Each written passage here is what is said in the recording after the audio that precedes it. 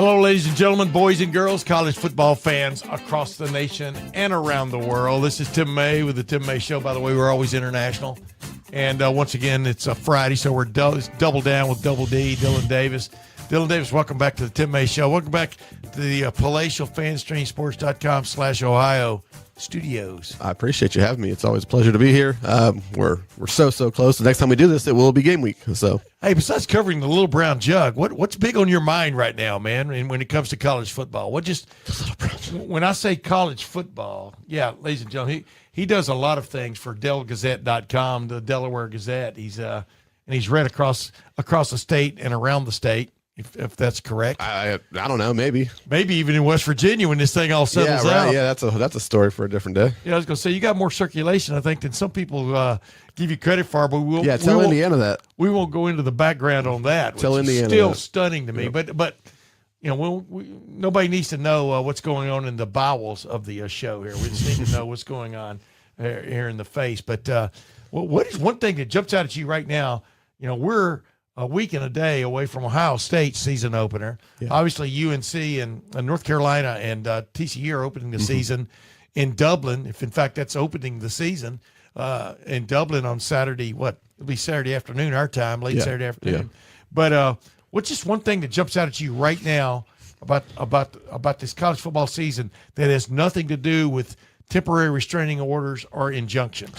Well, I was going to say the first thing that jumps out to me is what's going on with these players that are formerly on NFL rosters. Yeah, but it's not like Aaron Rodgers or somebody's coming back for a fifth year. No, and that's what I've said too. Like, you know, some of these players that are coming back to some of these programs, like the kids in that program already are better than these guys. If they couldn't hold down an NFL spot, no offense to them, like, you know, the guys on that roster are probably NFL players themselves. So I don't really get that either. But I think what probably jumps out to me the most is just how wide open I think this college football season is. I don't think there's any one or two or three teams that are very clearly head and shoulders above everyone else. You know, and I think that there are probably, I don't know, upwards of 8 to 10 teams I could honestly see, you know, winning a national championship. And so that's exciting. That's exciting for the season. You know, but yeah, I just think it's a wide open year for a lot of teams to make their move. Do you agree? I mean, we were talking about the polls a week ago, but I never asked you this. Do you agree that Ohio State is the number one team in the country going into the season? And if so, why? Obviously, they are in the two major polls that matter until the College Football Playoff Committee puts out its first rankings, at the end of October? Yeah. Early November. Yeah. I wouldn't have batted an eye at Oregon being the number one team in the country in either one of those polls. That wouldn't have bothered me one bit. But if you're asking me what my vote would be and how I think it should be going into the season, yeah, I think Ohio State's absolutely the number one team. And obviously I'm biased in the sense that I've been able to be around this team and see things, and a lot of these people are voting on these things. They're just going off of, hey, this is what they have returning. This is what we think is going to happen. And so, but see, that's the flip side of it. You haven't been around Oregon, you know. Right, true, yeah. You haven't been around true, Indiana, yeah. except that, you know, we all the stuff we heard at the Big Ten meetings and things. So it's that's 100% fair. Yeah, so you're always going to scrutinize the team you're covering a lot more than those because you see them. Yeah, but I think the way that I believe in Ian Moore to solidify that left tackle spot and allow Austin Siereveld to go solidify the thing that held them back probably more than anything last year. At the end of the year, yeah. I think that aspect of it, and just the supreme confidence I have in Julian Sayin to take another step forward in the way people are talking about him and the way he have been talking about him all offseason. And then most especially the faith I have in both those coordinators, Matt Patricia to figure out that defense again despite losing everything that he lost, and then Arthur Smith to come in here and really bring a new dynamic to the Ohio State offense. All those factors right there. I think that it's Ohio State's, I don't want to say it's Ohio State's national championship to lose because there's just so much that, you know, happens throughout that. But I think Ohio State, despite that schedule, you know, they navigate that well enough just to get into the playoff. I think they're the odds-on favorite to go win a national championship, assuming they're there.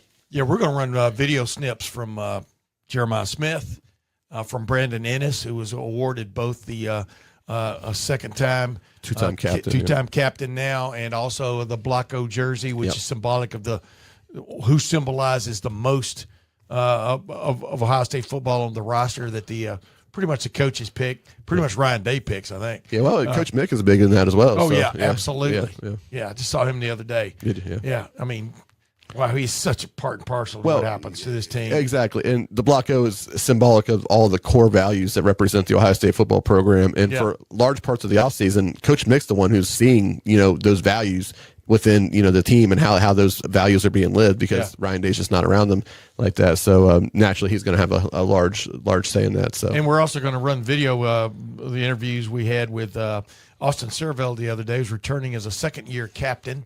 Been voted, but more importantly, as you just pointed out, as you let the cat out of the bag, meow, looks like he's going to be the starting right guard, which I've been projecting since mid-March. Yeah, when I saw him there, I go, that makes – matter of fact, I was talking about it even before that. That makes more sense than anything with Ian Moore. Like you said, Ian Moore had to emerge, which he kind of did at the end of the season last year. Right. But, man, he kept at it, and it'll be interesting to talk with Tyler Bowen, the offensive line coach, and maybe Arthur Smith a little bit about this later on. Whether we get a chance before the season opener remains to be seen. But just about what Siereveld has brought, but what Ian Moore has brought in the sense of making this move. Ian Moore being the left tackle, it looks like Siereveld the right guard, which was the crack in the dam. Yeah, the hole in the dike, easily. Whatever you want to call it. Easily. At the end of the season last year against Indiana. It was the crack in the dam all season long. It's just they were so much better than the teams they were playing that they couldn't really expose it. If Indiana games and Miami level opponents and if Penn State was any good last year, like they were supposed to be, like that would have been exposed a lot sooner than it did. But Ohio State was just better than everyone. And as we well know, they're playing at least 5 like opponents in the regular season this year, maybe 6, depending on how you look at them. So, you're going to be facing big-time players half of the regular season this year.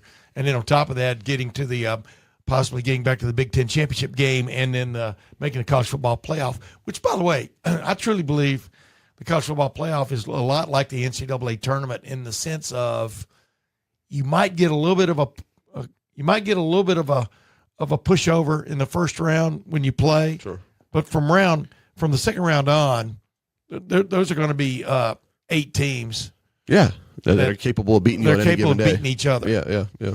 And so it'll be interesting to see how that goes, how it progresses. And like I said, the reason I asked you that is because all of these teams have pluses to them.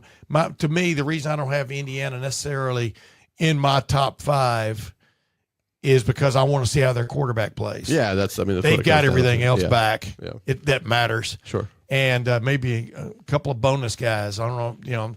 That's still in flux that they picked up.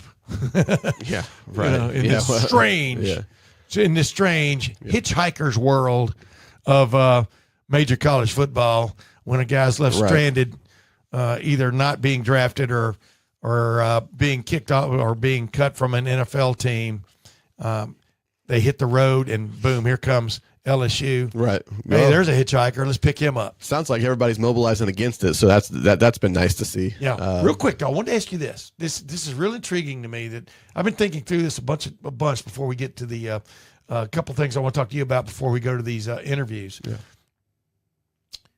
What is the difference between a guy being on an NFL roster and getting cut and a guy having been on a college roster last year where he was getting paid by revenue sharing and NIL?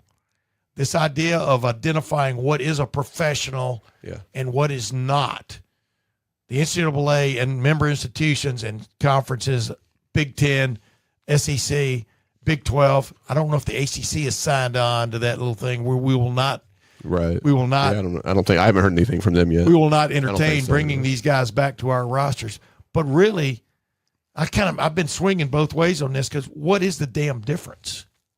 I don't think there really is a difference. I guess I think the biggest problem with it is like, and again, everything about this is a slippery slope. Like, then where does that end though? So like, if you have a nice 5 or 6 year career in the NFL where you made some good money and you stayed on a roster, an active roster, and you made the money that comes with that, but for whatever there is the new 5 for 5 rule, which would overrule some of those guys coming back.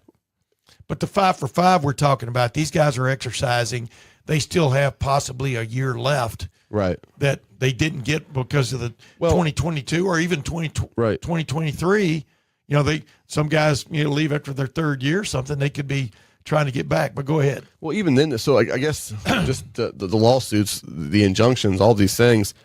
I mean, if guys are allowed to go back and do that now, like there's going to be challenges. There are going to be legal challenges coming forward after that from other people saying like, well, that's arbitrary to say they can, but we can't. So, right. And then again, it's just, we're just getting so far in the weeds about all of this stuff. And I think everybody knows that. And I don't know. I know Ryan Day's talked about this plenty of times about getting some sort of guidance in place. And I don't know what even that looks like or how close they are.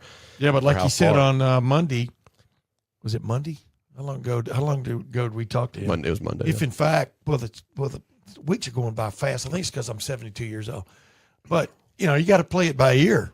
Yeah. That was back on Monday before the Big Ten issued its statement, and the SEC followed, and the Big 12 saying they're not going to take those players. But if others are, it's a different deal. Yeah. I mean, ultimately, he has to do what's best for Ohio State. That's his sole focus. That's his sole goal. He might hate it, but if it's going to happen elsewhere, he's got to put Ohio State in a position to be competitive. So that's I know or that stay competitive. Yeah, or stay competitive, obviously. Yeah. So, yeah. Well, okay. I'm glad we cleared that up.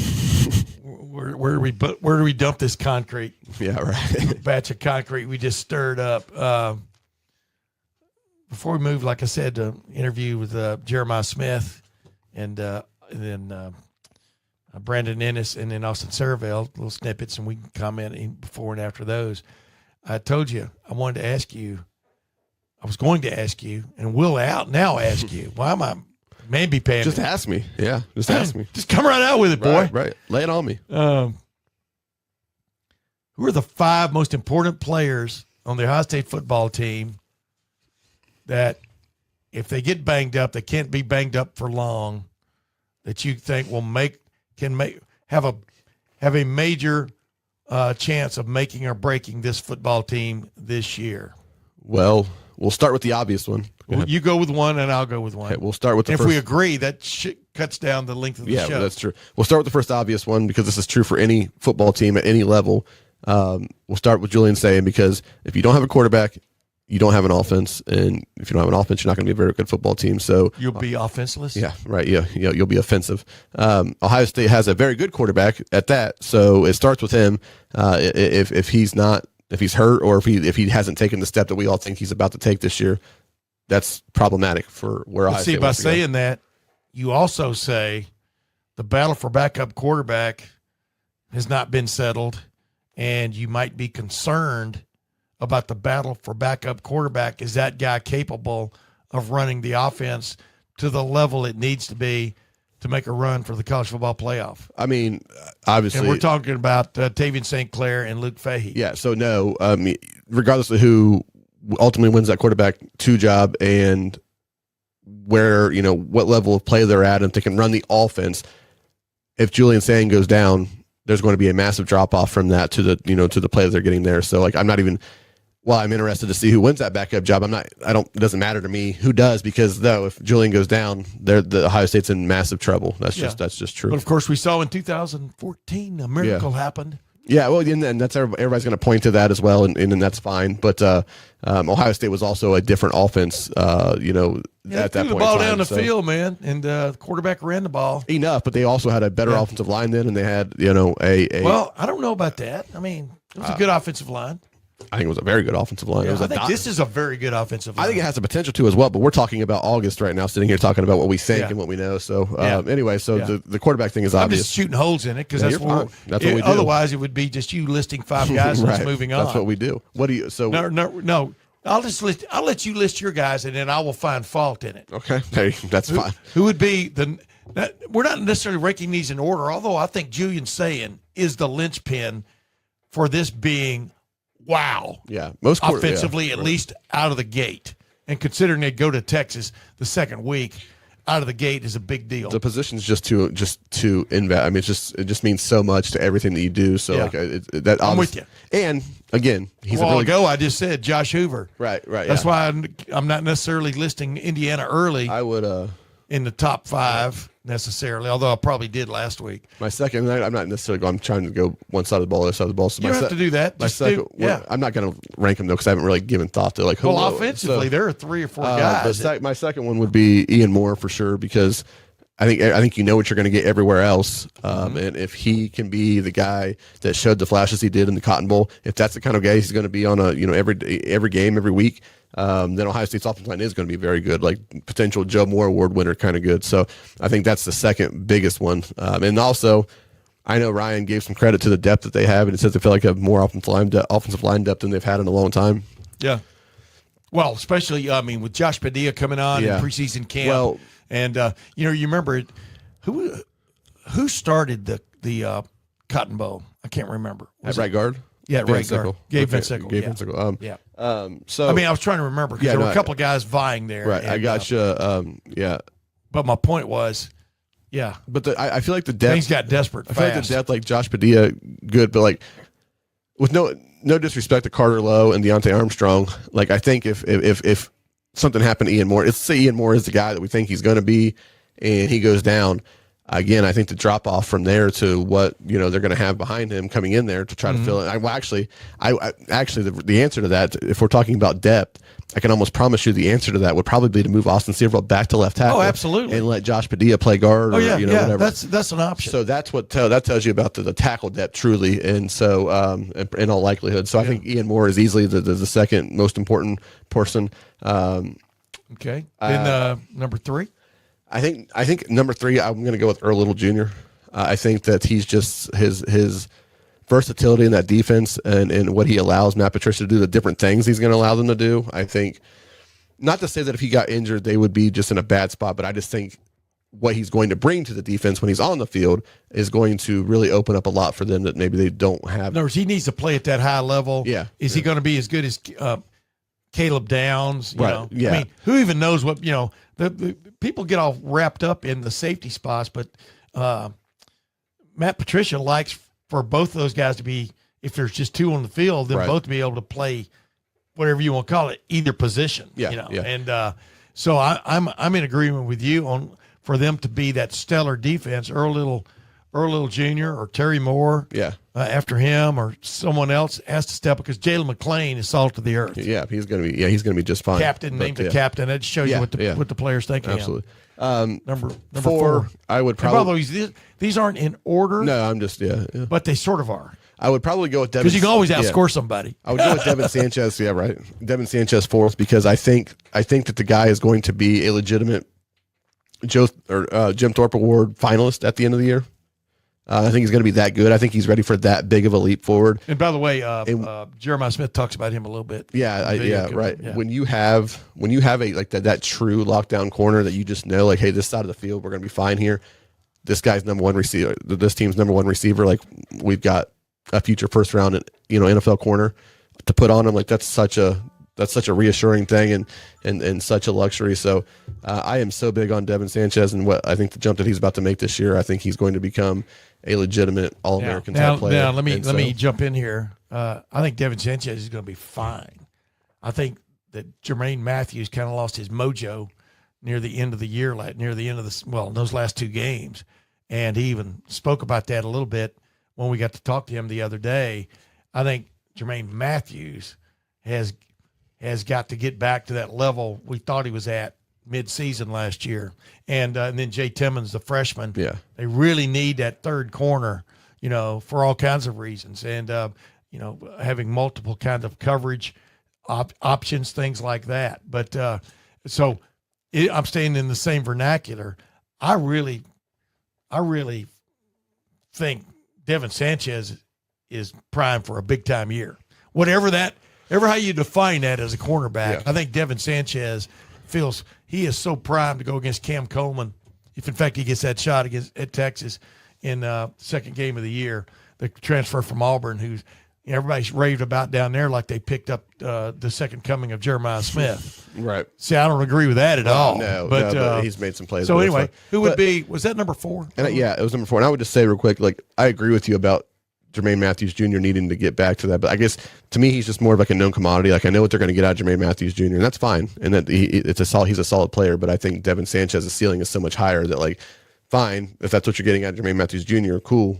You better, you really need Devin Sanchez to go out and be a all-conference, potential All-American type of player. But you kind of need Jermaine to do that too. That's my I'm saying I don't think he is. Yeah. I'm saying I don't think he is. I think we know by now what Jermaine Matthews Jr. is. We haven't seen the best of Devin Sanchez yet. Okay. So Kenyatta Jackson Jr. I got to quit shaking my leg because it's making my chair. You fidgety over there? You nervous? No, I just that's the way I am.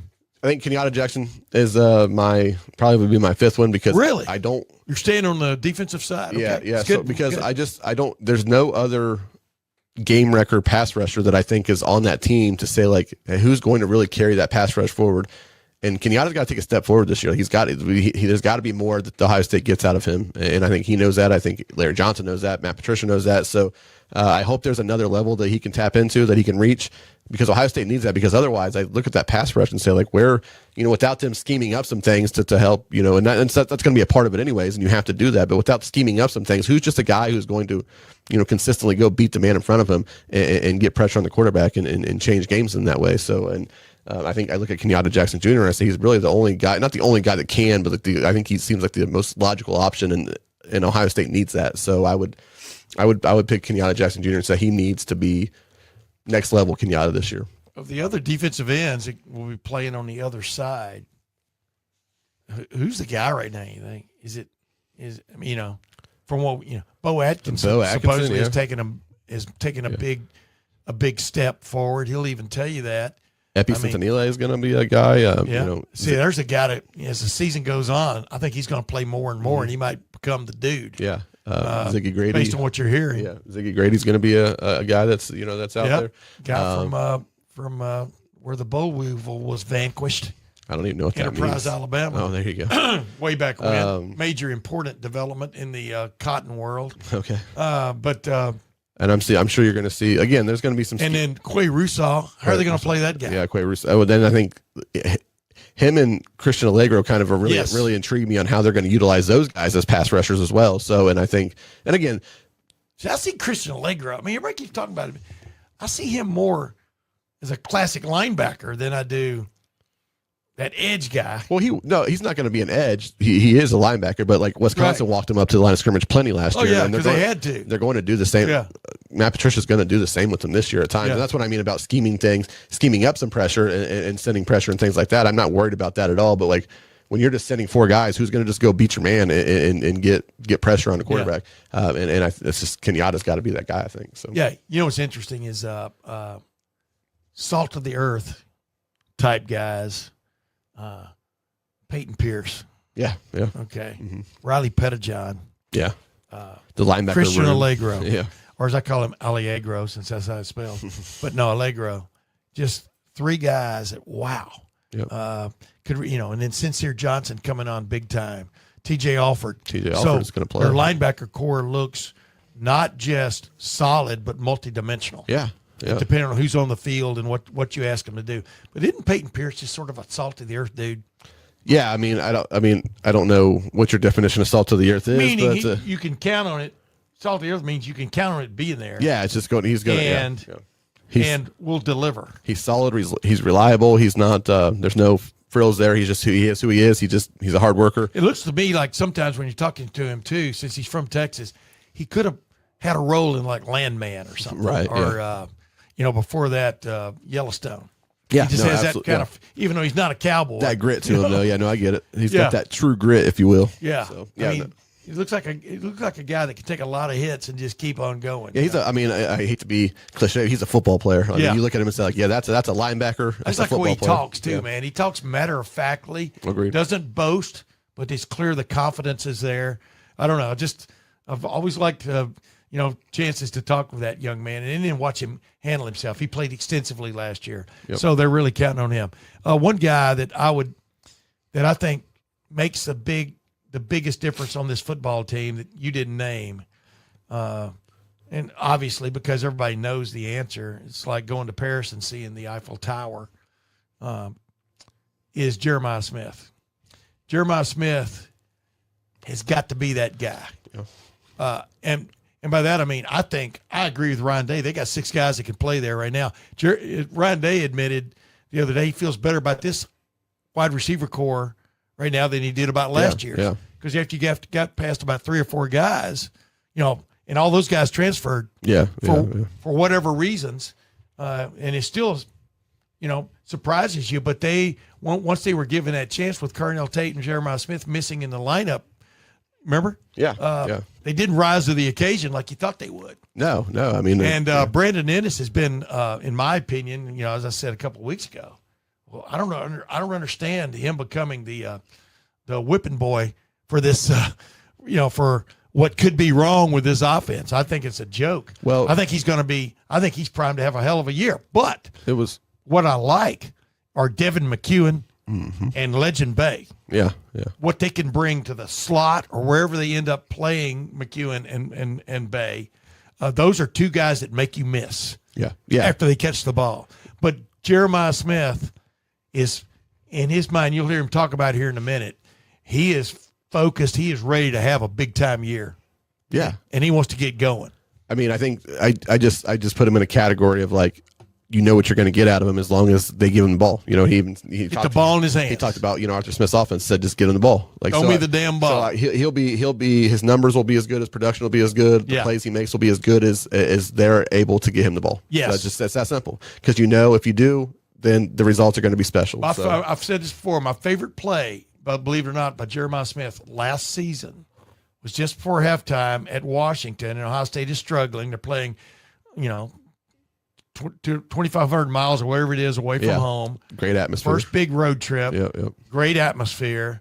And Washington's throwing their punches like any challenger will, who's capable but not on the same level. Yeah. Come out swinging, Yeah, come out swinging is the exact cliche I missed there.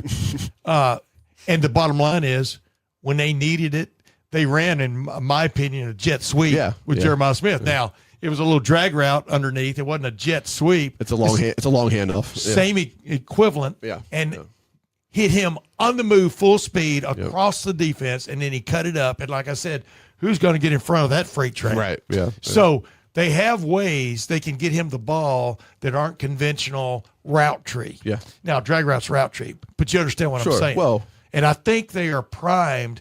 See, like last year, that play against Miami, I would have been running, I forgot what you call the screen. There's the what I call the static screen where you throw it wide and you have 2 guys blocking in front of you, which is what they tried to throw. Right. Against the pick 6. Yeah. And Jeremiah missed the block. Well, I would have had somebody else making the block. I would have had Jeremiah Smith, but I would have had him on the move back toward the center of the field. And hey, Miami, stop this. Sure. You look at 2 years ago in the playoff run and to the national championship, 2 of the biggest plays, obviously the touchdown at the Rose Bowl to get things started there. It was a pass to Jeremiah Smith behind the line of scrimmage. Yep.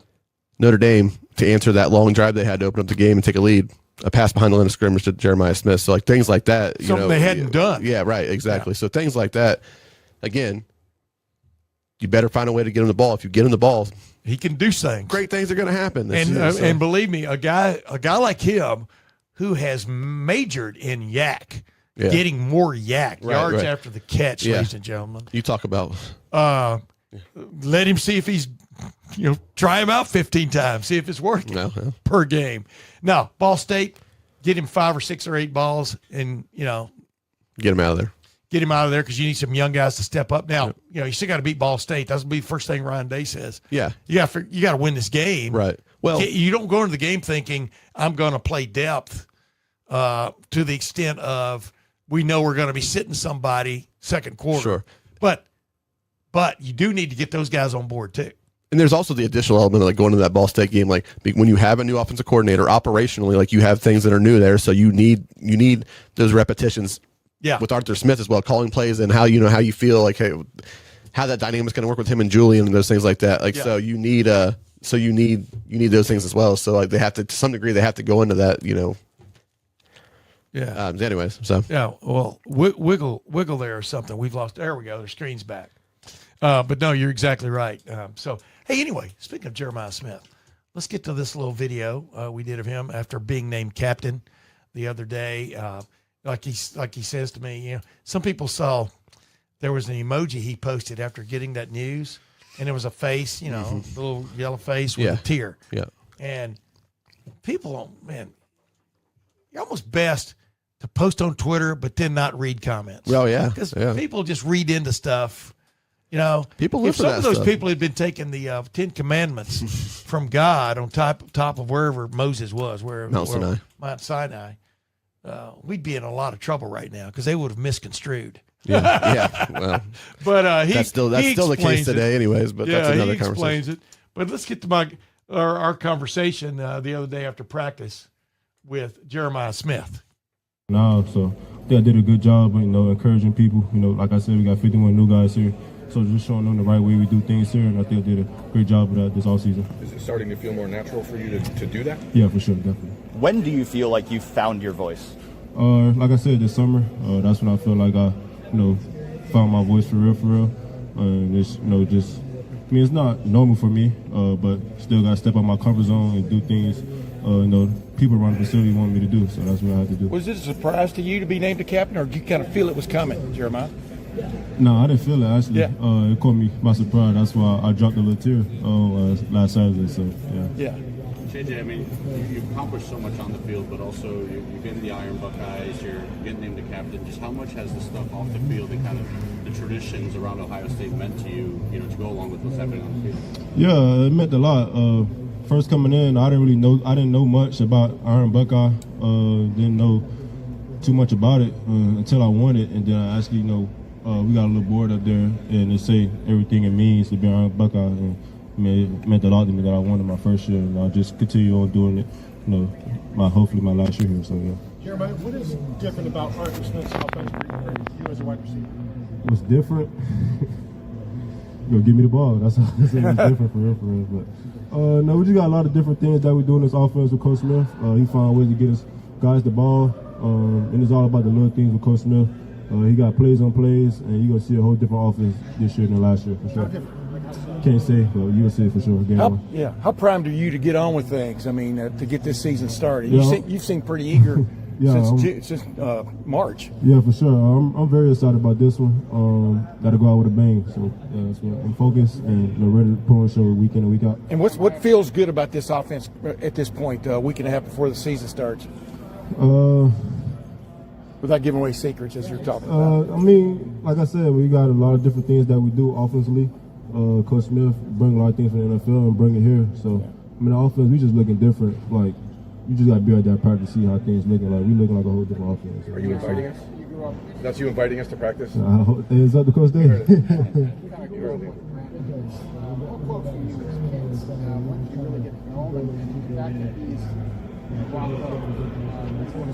Yeah, I met Brandon. We started playing with each other when I was 9 years old. Knew each other ever since, seeing the way he grew up and things like that. And I'm very excited for him. He got the Blocko. It means a lot here at Ohio State, and I know he's going to do great things this year with that number on, for sure. Jeremy, what is he as a player? He's totally different. Like people know, Brandon didn't really get his chance last year. Plays he was open, but we didn't really find him. But I think this year you're going to see a whole different, Brandon. And he's going to make a lot of plays for us. Legend Bay lost his black stripe. What does that mean for this offense moving forward? It means a lot. I think I said this back in spring. Yeah. I said to Luke Montgomery, I said before Legend Bay leave Ohio State, he'll be a Heisman finalist or he'll end up winning it. And the things he's been doing in practice has been pretty special for sure. Jeremiah, is a captain kind of a platform you think it'll give you to lead this team? What do you think it'll look like this year for you? Yeah, I think the people, my teammates, they voted me captain. It means a lot coming from them that they want me to be a captain of this team. And it's not. A lot of people can say that I'm not the most vocal guy, but this year I think I showed that a lot. And just got to go out there and represent Ohio State the right way, and that's what I'm gonna do, being a captain. Jeremiah, what's it like being the junior and kind of the experienced guy in the receiver room, where you got freshmen like Chris Henry Jr. and all those kind of looking at you for mentorship? Yeah, it's pretty crazy. Say Tom Flies, now I'm the junior and probably not the oldest guy, but probably the third oldest in the room. Got a lot of experience, got a lot of playing time. So them guys, they always open to help. They always asking questions, want to learn. and I'm always got to be an open hand because God did it for me when I first came in. So I always got to mentor the young guys and show them the right way of doing things. So yeah. Was it a goal for you to be a captain? Was it a goal? Yeah, it was. After we had our exit meetings in the summer, our assistant receiver coach, Coach Jordan, said I should aim to be a captain, and that's what ended up happening. JJ, you talked about growing more as a vocal leader. That's something that Julian has said in the past that he's worked on. How have you seen him kind of grow in that area and become a captain as well? Yeah, Julian, he's doing a great job using his voice more, taking command of the offense. Julian he's taking that step, and when he's in the huddle, like guys talking, he's telling everybody to shut up and saying all type of stuff. So you see that swagger coming out of him, and a lot of different things. But I'm happy for Julian. He's taking that step for sure. How it's different? I just said like he's just be more commanding the huddle. Just being that guy, like making his presence felt, and that's what he's doing. JJ, yesterday, Monday, Coach Day said that this is a deeper receiver room this year. Yeah. What have you seen from Phillip and Dez that maybe you didn't see from them last year? Do you see some progress there from those two guys?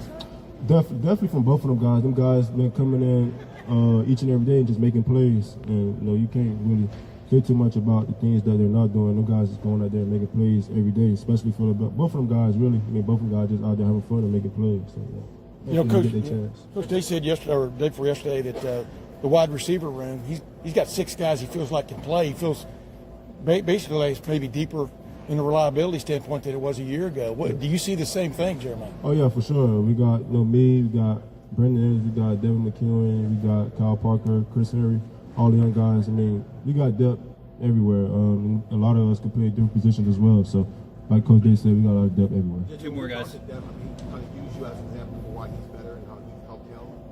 How has he? Say it again. Devin Sanchez. Okay. Yeah. Going up against you every single day clearly helped them get ready for this season. Yeah. How has he challenged you and helped you? Yeah. You don't really see guys who's 6'2", 6'3", that can run with you like every Saturday. Like he's right there. And Devin he's gonna have a great year for us. Like he said here, like he got to fit some guys. So I know I try to push him each and every day I'm out there because I know he got to go see some good receivers this year. And I know he go do his job, but Devin's gonna have a great year. What makes him difficult? Last one, guys. To get open against? Makes him difficult.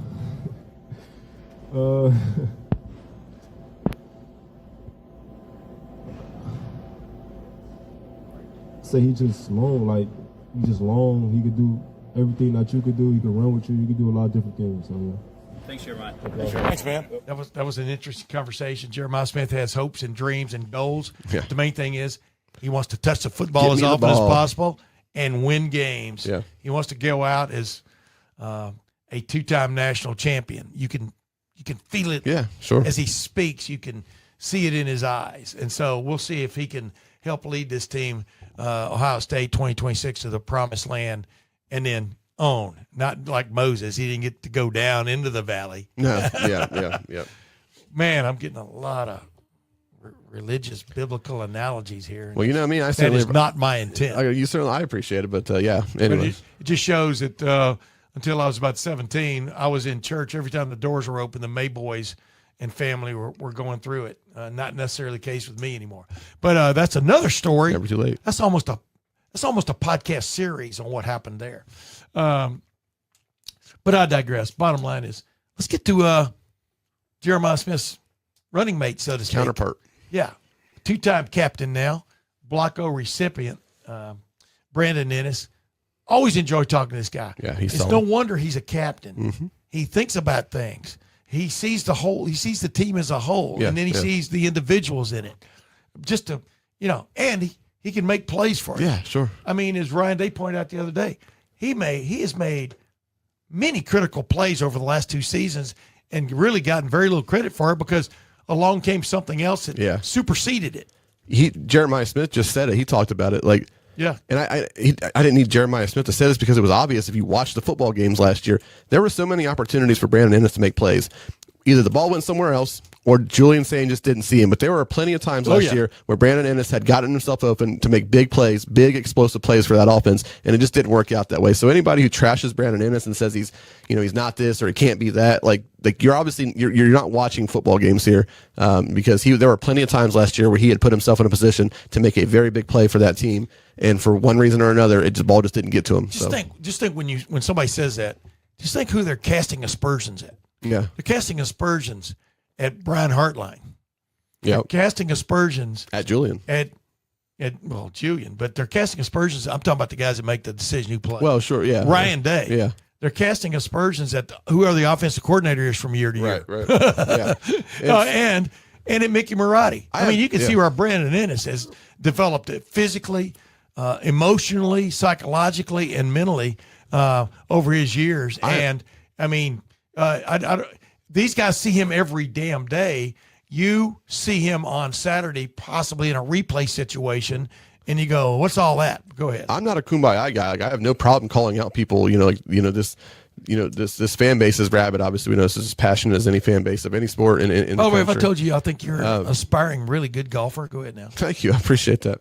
I understand. I'm not a kumbaya guy where like I'm just going to sit here and pump sunshine and say like, oh, don't be mean to these guys. Like they're trying hard. I'm not that at all. I will call it like I see it. But like it's just the manner in which people go after Brandon Inniss because he's just not been like the very clear cut first option with the guys that they have on their team, future first round guys. Like it's just wild to me. And then again, people say all these things and like you're not even really watching the football game because when you saw that ball go to Carnell Tate for a touchdown, but Brandon Inniss was wide open over the middle for what also would have been a touchdown.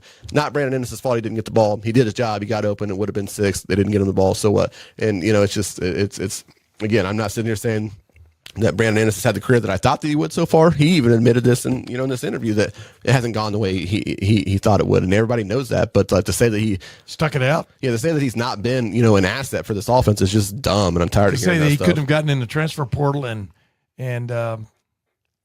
abscrammed, is baloney. Guy would be attractive to almost every team in the country. Sure. But let's get to the post being named Block O jersey recipient, which he's wearing. And by the way, he was looking so forward to wearing number 1. Yeah. Now he's number 0, or Block O.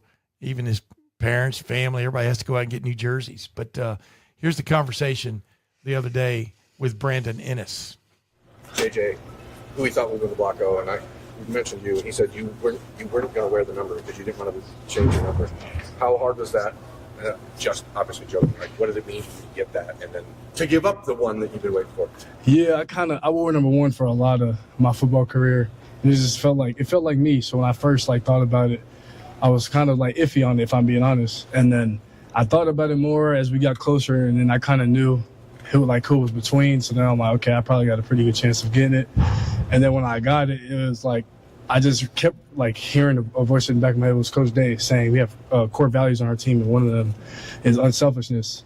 And for me to carry this it's an honor, of course, by all the great people who have worked before, leaders, tremendous leaders. But to be unselfish, to give the number that it means so much to me, number 1, and to come in this number 0, the Block O, and just have that honor is just something that I wanted to do, not only for me but for Buckeye Nation. And for my teammates, who all wanted me to have this number, and for my coaches as well. That was the reason behind it. Kind of everything you've been through here, you've really battled in a talented receiver room. You've waited your turn. How rewarding is this moment for you? Yeah, it's very rewarding. It feels good to have this honor. I can't say how thankful I am enough. And I learned from a lot of guys that came through here. A guy that had this number in my room my freshman year, Xavier Johnson. Learned from him, Emeka, Marvin.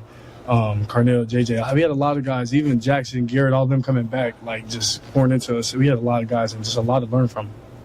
So who gets 1 now? That's a great question. Not for me, but for Coach Day. Back in the day, wide receivers were sort of like with cornerbacks, sort of the prima donnas on teams. There have been so many of you guys who've been captains now. What does it just say about y'all's room? I think our room is we know the standard in the wideout room, and we make a lot of plays. So I think a lot of guys listen to our room. They kind of know what our standard is, and we hold ourselves to that standard. So they see if me and JJ can hold ourselves and to that standard. Other guys are going to listen to us. They see how hard we work, or they see that we're not just picking a young guys, but we're also holding each other accountable. So I think, that's what it is. Does that jersey feel? It feels amazing. Does it feel it feels heavy amazing. too a little bit? Meaning, there's a lot expected out of a guy that wears that. Yeah. There's a lot expected, but there's no pressure at all. I've been playing football my whole life, and it feels amazing to wear the number.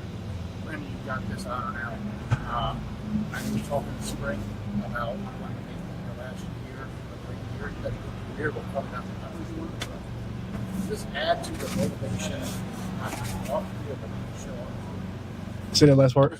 Give you more motivation. Obviously, you prove yourself off of it. Yep. That's it off. Is there like a heightened sense of I'm going to keep this in mind? Yeah. Like I said before, it's a great honor to have this number, but I just feel like everything's lining up how I wanted it.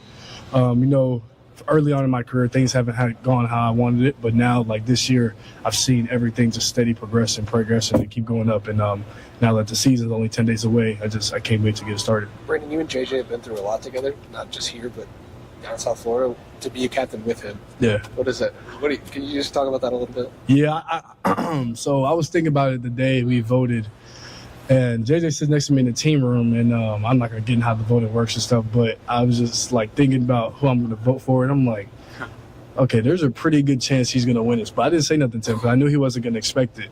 And then at the end of practice Saturday, I was taking a knee next to him, and I'm like, I have a pretty good feeling he's going to get to be a captain. And when he got called up, I just seen tears of joy. And, that's just growing up together is great to see that.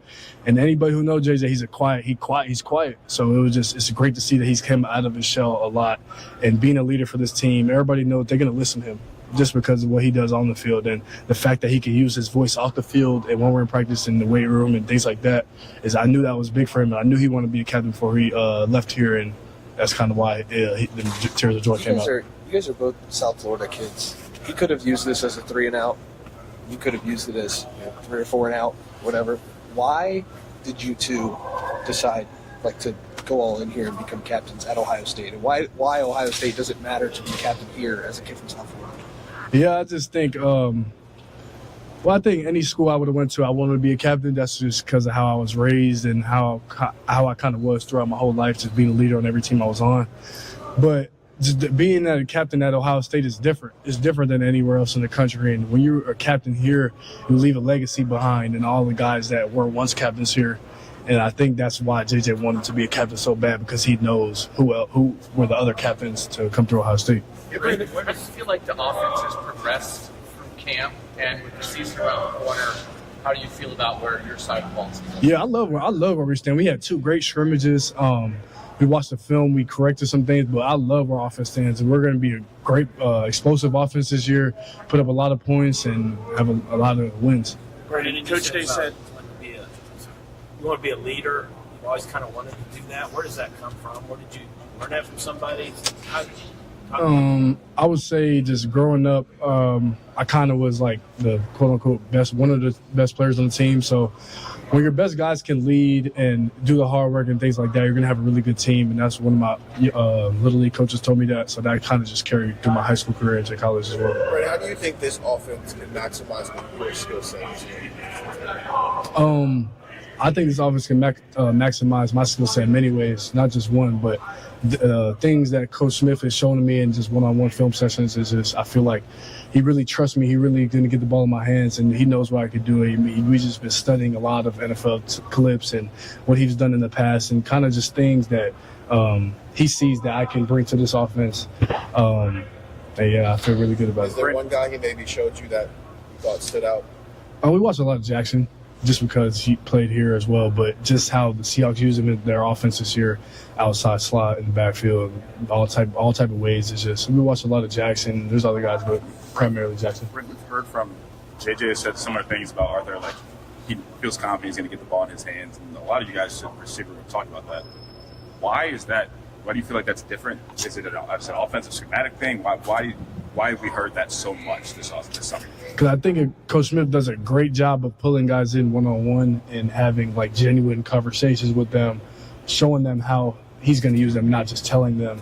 And then when we go up to the practice field and we actually do it and we see what he's saying in the one-on-one conversation, so it's just not just blowing smoke in our ear, just telling us one thing just so we can feel good about it, but now go put it on the field. So I think that's why. How is Julian?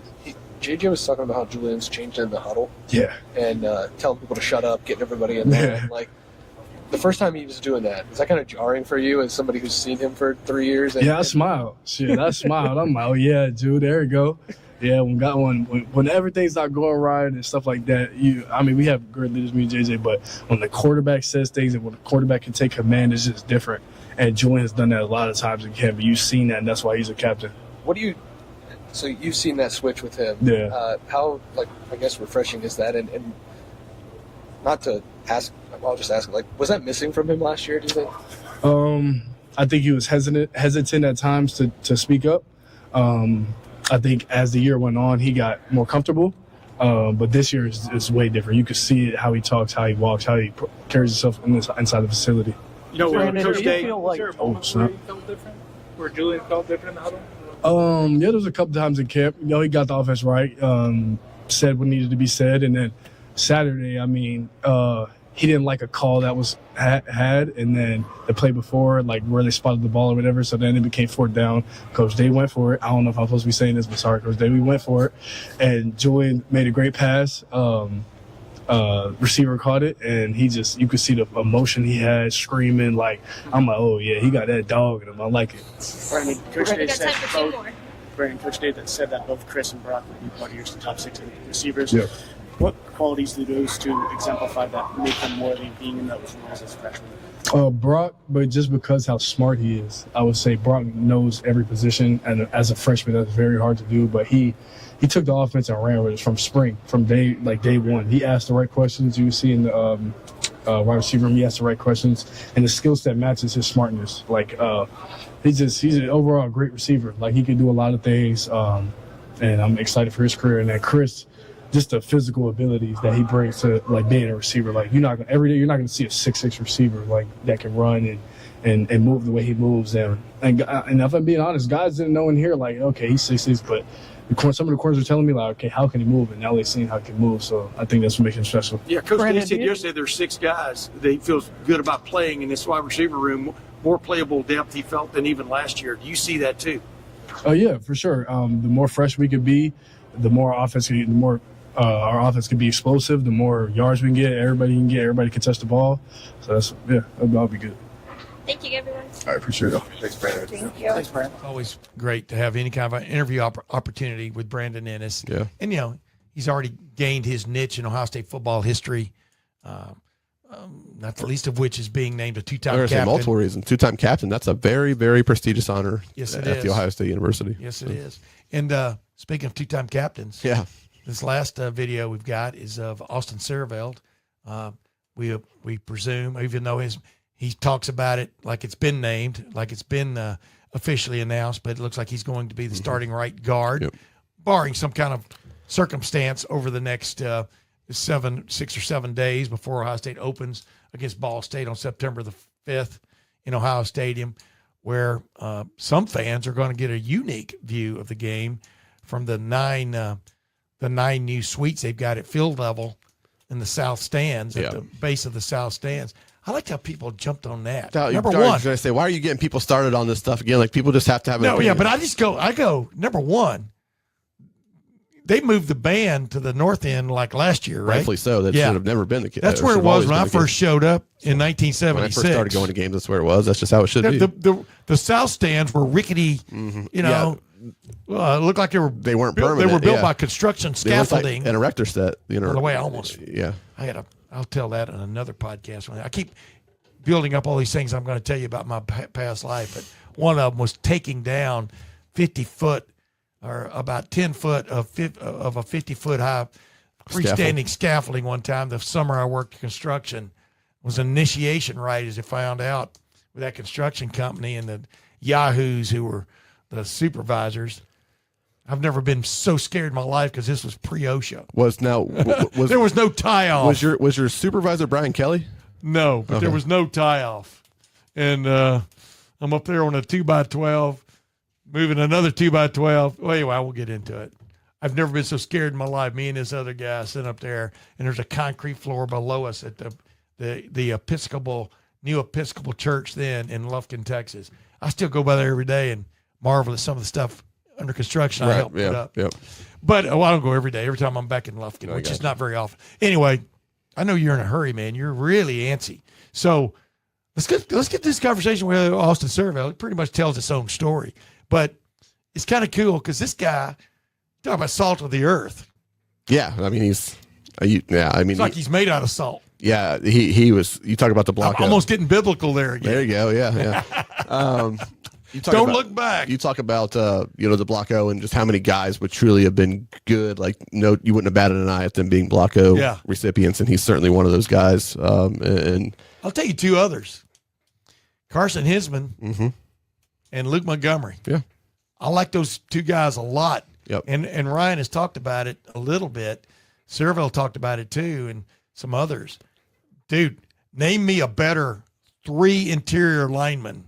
Yeah, I agree. In the country. Yeah. That's why I think that can set the stage for a lot of good things for the offense, including the running game, but including everything. These are guys who know the checks, but they're physical. They like to get after you, like to put your nose in the mud. Yep. You can tell they're nasty when they have to be. But then Austin Siereveld and like Ryan Day pointed out, they kind of took votes away from each other. Yeah, in the captain thing, right? Because you think I'm gonna vote for one offensive lineman. Yeah. Which one's it gonna be? That's what I keep telling everybody. That's the cross that Ohio State bears in terms. There's another almost biblical reference. In the Heisman realm, when in fact Julian Sayin is going to be at least considered because he was last year, but Jeremiah Smith, if he has a hell of a year, they will end up taking votes away from each other. Yeah, right. Yeah, I mean that's the nature of it. Because you're rarely going to vote for two guys from the same team. Right.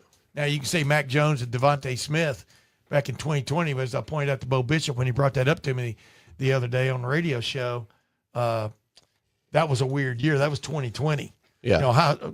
Alabama played twice as many games as Ohio State did. Right. And they played each other for the national championship. So. Yeah.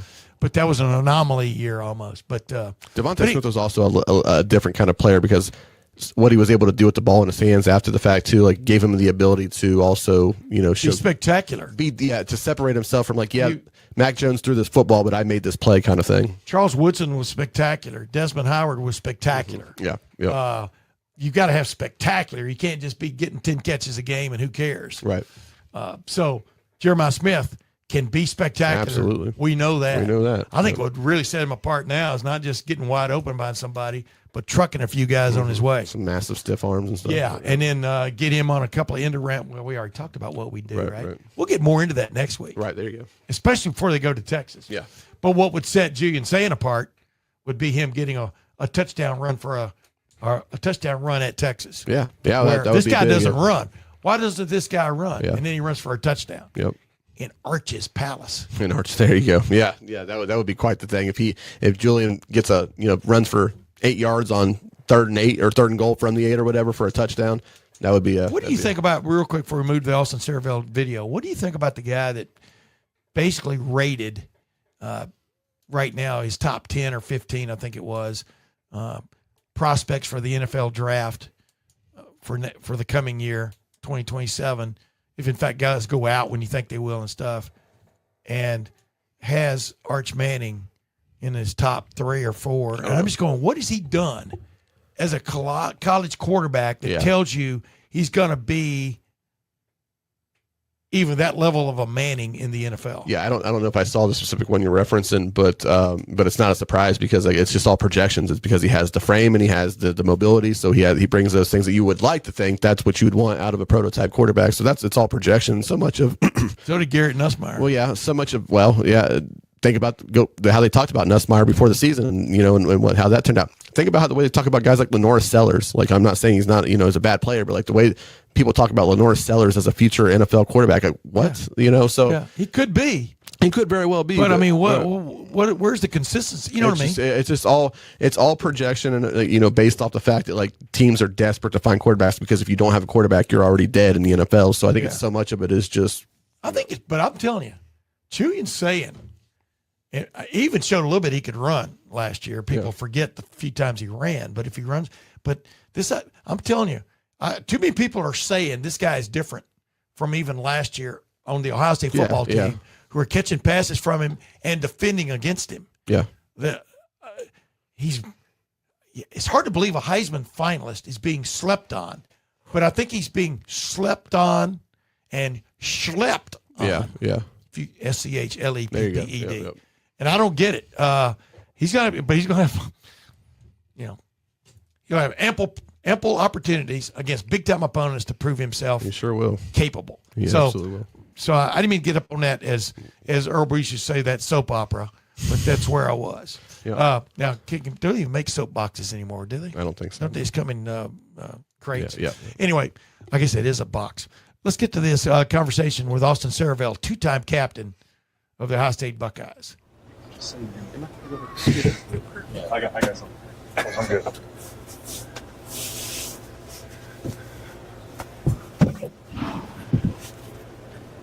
Austin, what do you like about playing guard? Kicking balls is awesome. No, but it's fun. You have a dude in your face, like every play, and you got to work with both center and tackle. It's just different. It's awesome. Violent, physical. You played a lot of spots on this offensive line since you've been here. What's your favorite? And also, what's been the most difficult ones you learned for you?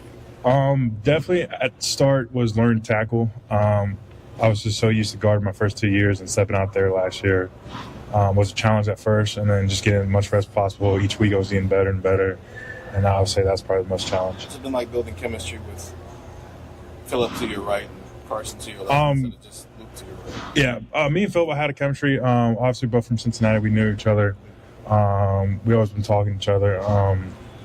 And I played with Carson when I was at guard, so we already had a connection. And now it's just like we can look at each other and we already know what's going to happen. Do you have a preference on where you play, or for you does it not really matter? It don't matter, whatever they want me to. What's it kind of like, just like going through this offseason, maybe not knowing exactly where you're going to play? It's just a challenge for me. Every day you got to go and try to get better. If that's in the weight room, on the field, or on film, you got to get better. Like Coach Day says all the time, you got to improve each week. Austin, you've played a lot of football here. Luke's played a lot of football here. But is there ever a moment where you look to your left and see Carson and think about how he's started 4 different years here and seen almost everything there is to see on a football field? Yeah, he definitely has that experience, that veteran in him. Like sometimes if like me and Phil are trying to talk, and then if there's a check, we like, hey Carson, what is it? And we're like, all right, we're good. I mean, Carson's just a great leader. He improved a lot this offseason, being a leader as well, just coaching the young guys and even us. Last time that you played next to him, you won a national championship. To have 3 of you guys on the interior, right? Coach Day said that's a lot of beef in there. The chemistry that you 3 have specifically, I know you said that you know Phil well and you guys trust him, but the chemistry that you guys have on the interior, how much does that help and where does that show up? Yeah, it's very uncommon to have your 3 interior guys played for 3 years together. And we just got to take advantage of that. And our connections we have with each other is unreal. Like, we just vibe and we click. I want to ask you about being named captain again for a second straight year, but following up on that, Coach Day was also talking about you probably project at the next level as a guard. You may have heard that or may have not, but do you like the idea of playing it now? Yeah, I mean, I was going to get me, like, me personally, he's going to get me better for the next level. But, like, whatever the team wants, what they need, if I need to play left guard, left tackle, right guard, even center, but Carson already has that spot, so I won't be taking that from him.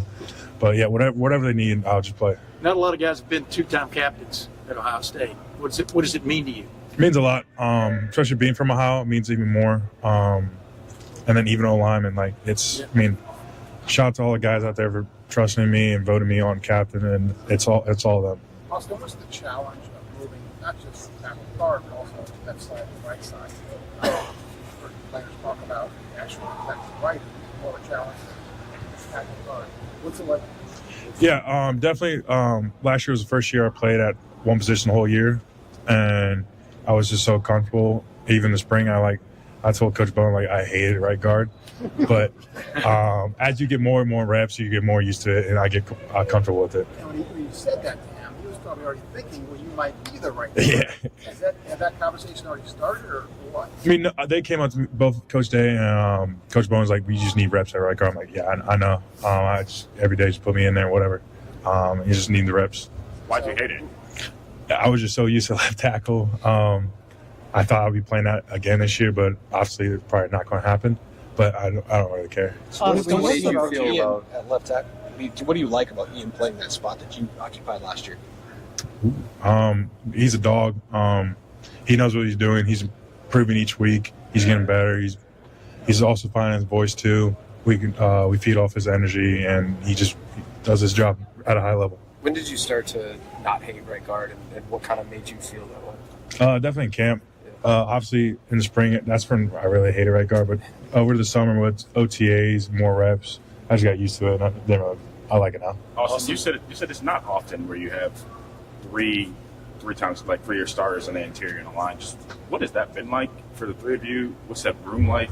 You guys are going over film, talking about scheme. I have to imagine just the knowledge in that room just helps elevate everybody else. Yeah, obviously us three, we have a very high standard for us three, and we try to pass that down to the young guys. We try to bring them along and try to make that same standard to them, and just trying to get everyone on the same page. And obviously we have I don't know, someone said how many snaps we have, but it's a lot, and we're grateful for that and can't wait.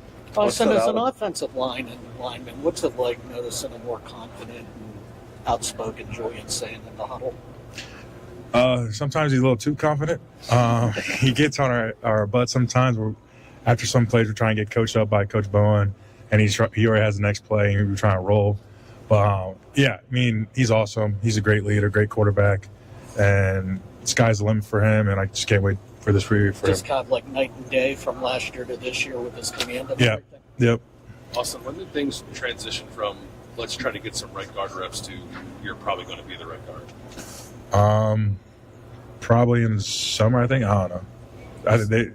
They just put me in, never said anything. So. Did anyone ever ask what you would prefer? No. I don't really care. Would you have had a preference? No. Austin, a lot of talk about Arthur Smith and changing the offense and how it's going to impact the running game or the running backs or the wide receivers and quarterback play. He's a former offensive lineman. How has he impacted what Coach Bowen has been able to do with you guys, and how much of Arthur Smith's hands have been on the offensive line? He's with a lot. Every day he's with us.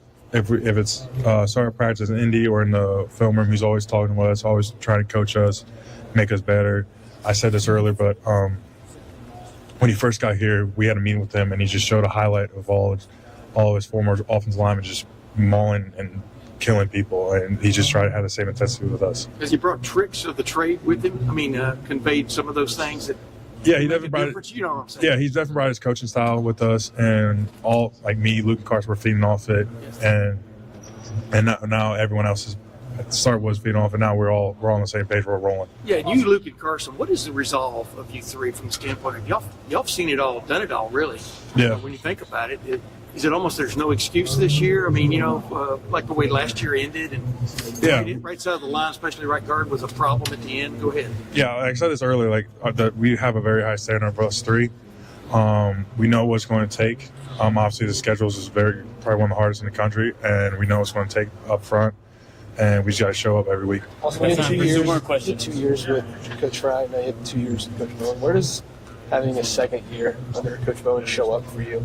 Yeah, definitely the relationship. At first, he didn't even know what camp it was like, and just showing him what's the standard here, and what's the traditions like. Now he knows it. Now he's setting our standard very high. He's coaching us at a very high level, hard, and it's awesome. We mentioned that Arthur Smith showing you his offensive lineman mauling people. What's the mauling potential of your offense? I don't know if I can say that, but at a very high level, we have a lot of trust in each other, and the coach has a lot of trust in us, and we know it's going to be like so. All right, guys, we're going to wrap it up here. Say that again. What's the biggest difference in Dillon Davis from when he first transferred into now? He's just finding himself. His technique's improving every day. His film studies improving. His character's improving. He's pushing me, pushing Luke and Carson, pushing everyone, even the young guys. He's coaching the young guys, and he's just a whole new player. So there you have it. 3 of the 7 captains. 3 of the 7 captains. 7th time in history there's been at least 7 captains. First since what, 2020? 2020, yeah. I think it was. I mean, I don't keep up with that, to be honest. Oh, that was just a nugget thrown out there by Will Pantages. Yeah, by Will Pantages. So, Will Pantages, who so far I've enjoyed working. You call it working with? Yeah, working around. Yeah, working in conjunction with.